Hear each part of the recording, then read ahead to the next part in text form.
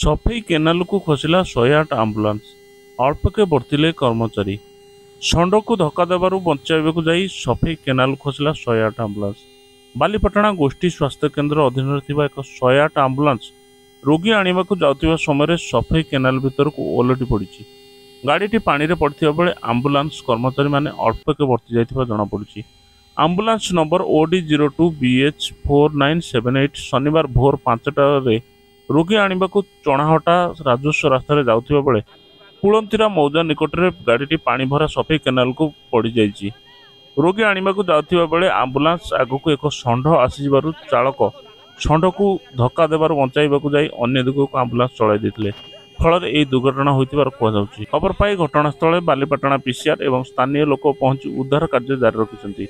Ambulance गोटे अंश पानी रे बुड़ी रही। गाड़ी साउंड सिस्टम बंद न पानी रे पड़ी गाड़ी साइरन करथिबा देखा जायतिला। परे एयाकू बंद करा जायतिबा जणा पड़िछि। Bureau report 17 news live.